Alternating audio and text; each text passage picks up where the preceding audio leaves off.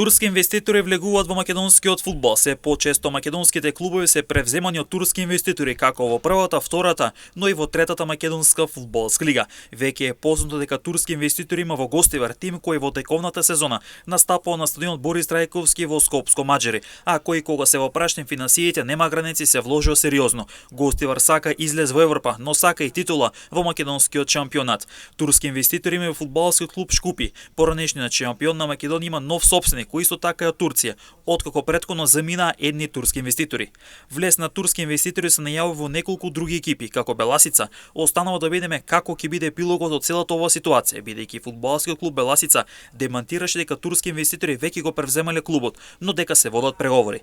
Турски инвеститори кои веќе се дел од прволигашот Гостивар, истите инвестираат и во третолигашот Слоговиница, што значи дека турски инвеститори има и во третата македонска фудбалска лига. Во следниот период очекуваме повеќе детали информации околу можен влез на турски инвеститори во втората лига.